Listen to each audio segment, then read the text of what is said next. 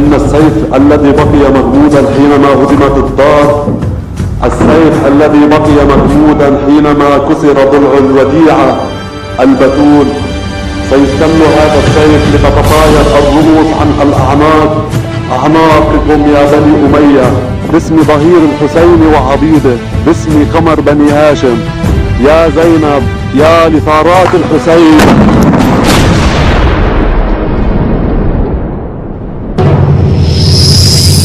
لبيك يا زينب، لبيك يا زينب، لبيك يا زينب، لبيك يا زينب، عنا يم حضرتك نفدي بالأرواح زينب، عزم والمرجلة نكتب بالإجرى زينب، عنا يم حضرتك نفدي بالأرواح زينب، بينا العزم والمرجلة نكتب بالإجرى زينب، لبيك يا زينب، لبيك يا زينب، لبيك يا زينب، لبيك يا زينب، يم المصايب جينا نرخص دمنا يا زينب، لواء ابو فاضل فدوى لجلك احنا يا زينب، نتحدى جيش الحر وما همنا يا زينب، ونجدد بيهم خيبر وصفين، ونجدد بيهم خيبر وصفين، نرفع لواء القمر ما يهمنا الانجاز، نسحق شياطين.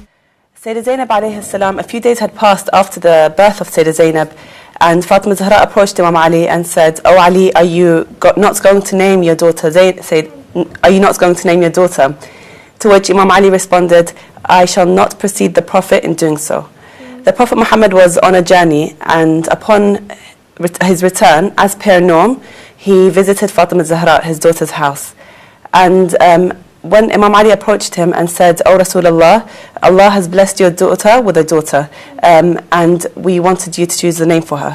So the Prophet said, "The children of Fatima, who are from my family, from my heritage, their fate is with Allah subhanahu wa ta'ala. And so I shall wait for a revelation." It is then that the angel Jibreel descended to the Prophet, peace be upon him, and declared, he said, "Oh Rasulullah, Allah has said, name her Zainab. Name her Zainab." And the exact hadith is, for Allah has chosen this name for her. So it's a divinely chosen name, Zainab. العصر باسمك يا عباس، نرفع لواء القمر ما يهمنا الانجاز، نسحق شياطين العصر باسمك يا عباس.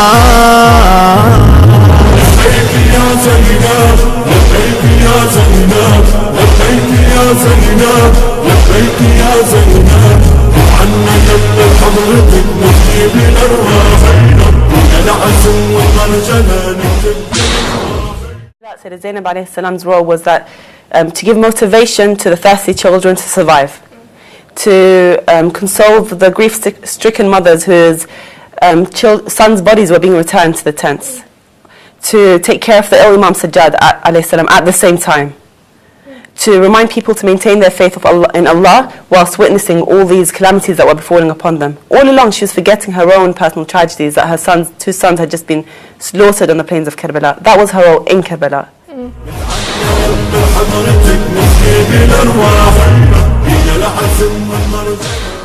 Sayyidah Zainab alayhi salam's role after Karbala was that she was the sole purpose of ensuring the survival, as you said in the beginning, of the message of Imam Hussain alayhi salam. Through the speeches that she gave, they played this sort of media role after the tragic events of Karbala.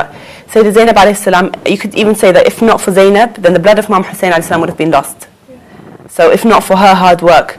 Another role after Karbala is that Imam Sajjad, as an infallible, was obviously aware of the limitations of mourning permissible by Allah subhanahu wa ta'ala. But as Allah himself has declared the tragedy of Karbala an exception to all other tragedies, and as the angels themselves in the skies above mourned for Imam Hussain alayhi salam, you could understand why Imam Zain al-Abidin, the following story.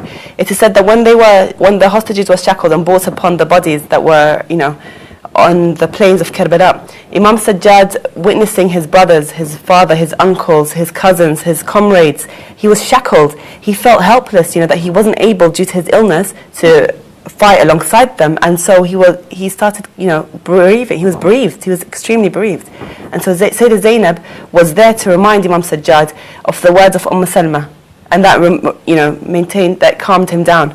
Also was that after Imam Sajjad alayhi salam was ill after the Battle of Karbala, he appointed Sayyidah Zainab as his representative. So you see a female as a representative of the vicegerent of Allah, such a huge role, to whom people could refer to if they had any religious affairs that they would wanted to be answered. So she was, like, you could say, the vice imam during the time of his illness after Karbala, as you have, vice president, etc. The next in line. After Karbala, her fight and her verbal resistance against tyranny shook the dynasty of Yazid to its feet. So it shows us that women have the power to build and to destroy dynasties, that it is within their capabilities.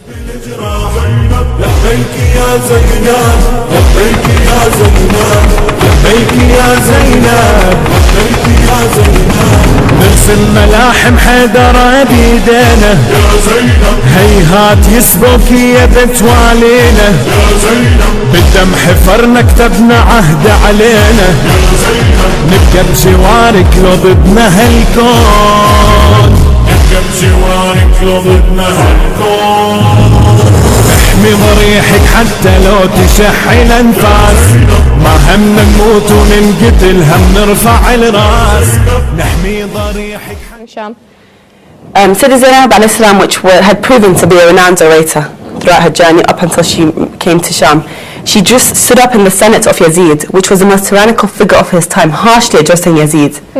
Right? She, in such a skillfully poetic and poetic speech, which had not been prepared before or written before, it just came naturally.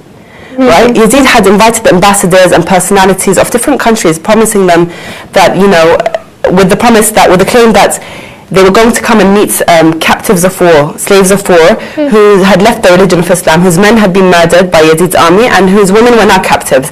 So these personalities and these ambassadors were all hugely anticipating the arrival of these of the hostages. They wanted to know what the true identity. They were eager to find out the true identity of these captives. Having ordered also his wife to adorn the best of her ornaments and to come down, because the presence of his wife in such a state would furthermore strengthen his position. So he was very confident that he would be able to concoct his plan perfectly to present these Khawarij as he wanted to, right? However, upon Sayyidah Zainab alayhi salam and Imam Sajjad's when they arrived in the courts of Yazid, he began to condescendingly converse to them, trying to degrade them and belittle them. However, her oratory eloquence enabled her to humiliate Yazid, the leader, with constant religious references from the Quran, which revealed, that these were not Khawarij, people not who had left religion. These were Muslims.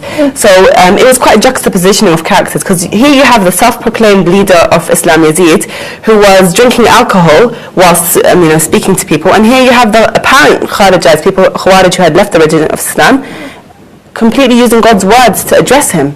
So it was a juxtaposition of characters. That in itself was proof enough who was on the right path, who was on the wrong path. So she stood up to Yazid and she said these words: "O you, the son of freed slaves, is this your justice, that the ladies of your house remain veiled, and we, the Prophet's daughters, should be paraded from place to place? You have thus insulted our dignity. O Yazid, your misdeed has proved your rebellion against God." Right? The descendants of such enemies of God should naturally be the most deadly. O Yazid, you are happily disrespecting the teeth of Imam Hussain, even though it was the place of kissing of the Holy Prophet. When intoxicated, Yazid took the head of Imam Hussain ﷺ, began to whip it, whip the head and the teeth of Imam Hussain. He did not expect any of the captives. To challenge him, because he thought they were all demoralized from their captivity, but he didn't know that the strong character of Sayyidah Zainab was amongst them.